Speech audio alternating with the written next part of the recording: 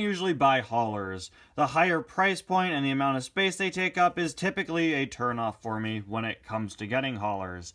Also, the exact same haulers are re-released year after year after year, so I'm never really in a rush to get them.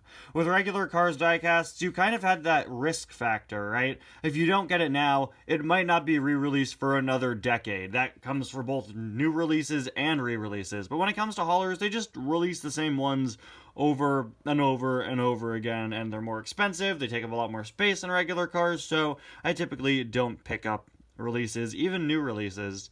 But this year has had some of the best hauler re-releases ever, with Cars 2 Mac returning after, 11, 12 years, and I believe his original release wasn't even released in the US, so he was super rare until he came out again this year. And then, of course, Chick Hicks' hauler. Chick Hicks' hauler has been re-released a few more times. I think it was re-released at one point around 2016.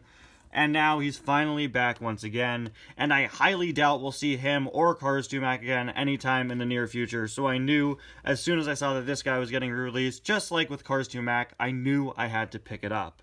2023 is, in my opinion, shaping up to be one of the best years for haulers ever, with these solid re-releases, and it's also been confirmed that we'll be getting a new release in the hauler line later on in the year, that a Walmart listing leak has confirmed will be a truck stop hauler from the Trucks episode of Cars on the Road. I cannot wait. We have not gotten any non-Piston Cup haulers since 2009, 2010 with Gil and Paul Valdez and all those guys. And I can't wait because it's probably just going to be a blank regular hauler. And that's just going to be so cool to get. Just a regular non-Piston Cup tractor trailer. It's going to be so useful for displays and for series. I cannot wait. Anyway, guys, welcome back to yet another review. Today we're going to be taking a look at Chick Hicks' hauler from the 2023 Cars diecast line. Pretty sure this is improper grammar. I was always taught that if something ends with an S, you do apostrophe S, just like any other letter. But for whatever reason, and whenever a character's name ends with an S, like Cal Weathers or Chick Hicks, they just slap an apostrophe afterwards. I was taught that just putting an apostrophe after the S means that it belongs to multiple. That it would belong to multiple Chick Hickses, but I mean, that's putting it at the end of a plural word. Chick Hicks's last name is plural, so you really should just have apostrophe S, but who cares? This isn't weird grammar errors and inconsistencies. Of course, we got this picture of McQueen that's on the packaging of all the haulers, which I just think is kind of funny. What do you have to do with Chick Hicks, Lightning? What do you have to do with the Chick Hicks hauler, Lightning?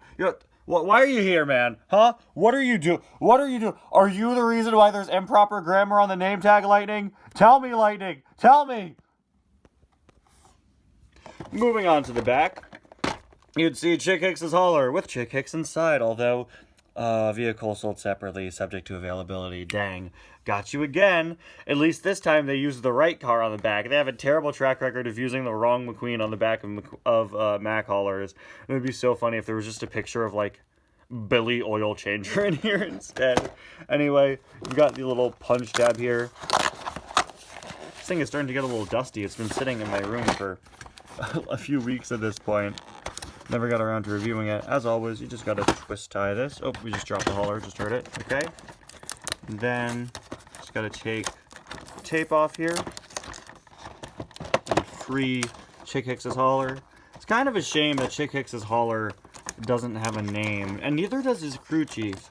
Chick Hicks' crew chief is just labeled as Chief Chick, even in his 2020 re-release.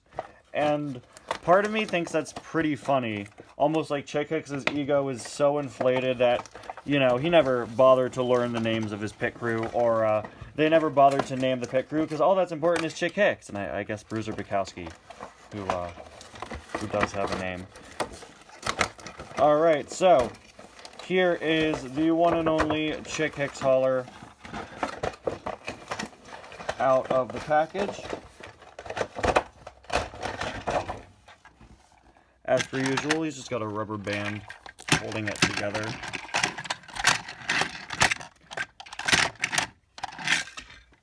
Of course, this is using your typical hauler mold that opens up from the sides, not the back like Mac. At least they fixed that with the next-gen haulers, because in real life, hauler is not going to open up from the side. I think they just did that to allow you to have more of an open play space. Now with this guy out of the package, I can finally talk about what's easily my biggest issue with this guy, and that's the shade of green. I just think the shade of green is way too dark. Here's my original Chick Hicks from 2006. I think he definitely has a lighter green, and nowadays Chick Hicks related cars have a much lighter green with their Thailand variants. This, I believe, was made in Vietnam. You could tell by how they do the eyebrows, and also by the fact that I assume the box said made in Vietnam, but I accidentally threw the box halfway across the room when I opened this guy up, so I can't check. Yeah, this is a Vietnam release. Okay, so yeah, I'm not a big fan of the shade of green. I just think it's way too dark. It doesn't really match any of the Chick Hicks diecast. It certainly doesn't match them nowadays where they've gone with a lighter green shade. I don't know. It's such a super nitpick, but it really does sort of throw me off, especially off camera. It definitely looks like a bit too dark of a green. HDB, Hostile Takeover Bank there. And let me know in the comments if you have the original release of this guy, if this is the shade of green he has, because I am pretty sure that they made it a bit darker for this release, and maybe that's more movie accurate, but I'm not as big a fan of that. Let's just detach him from the back here. Hold on a second. There we go. As per usual, we've got that hole there to connect him to his trailer. These Made in Vietnam haulers have them plugged together really tight. It's always kind of difficult to get these out. Same thing happened with Cars 2 Mac. Got the 86 there. Oh, he has blank mud flaps. That's a shame. They usually put a logo on the mud flaps. That's disappointing. Once again, if you guys have an older release of him, let me know if he has blank mud flaps there. That's a shame. I always love the fact that they add details to the mud flaps. His license plate reads 7EK73. Can't quite make out what it says. Above that, the hauler itself, of course, has an image of Chick Hicks on the side, the sort of stylized artwork of him, compared to Mac, who uses like a screenshot of McQueen. Dang. Yeah, see? It's pretty tightly put in there. HGB, Hostile Takeover Bank, Chick Hicks, number 86. His hood is sort of blank, actually. But yeah, see, it's all stylized. You don't really see the logo stickers. That's perfectly fine. I really like that. It's just like how it looks in the movie. On the back, HGB, Hostile Takeover Bank, Chick Hicks, 86. The balloons that are always part of their logo. There's a look at the other side. And of course, you could open this guy up. I believe the tray slides out the other way. Pretty sure. Yeah.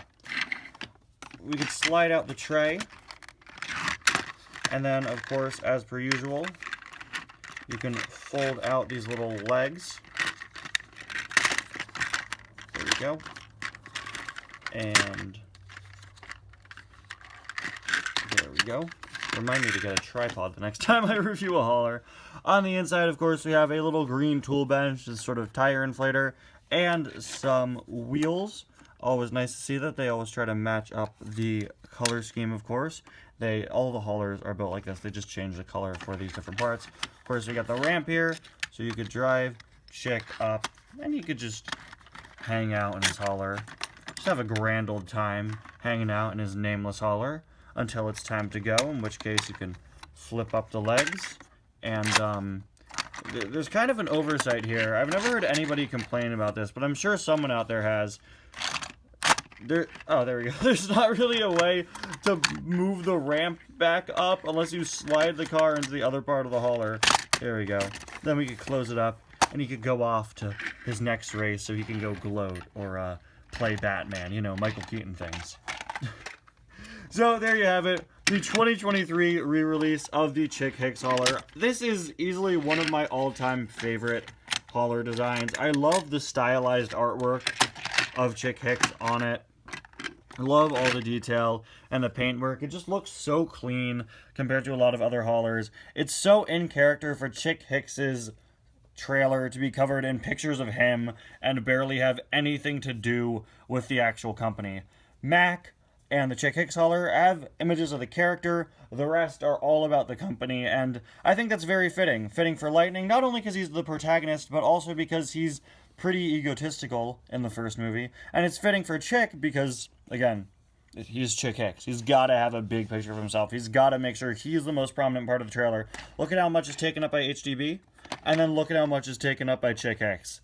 It's a really, really fun design. I think, again, easily one of my favorite hauler designs, and I'm so glad to have another member of one of my personal favorite Piston Cup teams. Anyway, guys, thank you so much for watching, and I'll see you guys next time. Please re-release the Chick Hicks Wide Pity. He has so many lines in the movie. Why re-release him, Bruiser? Bring him back. Bye now.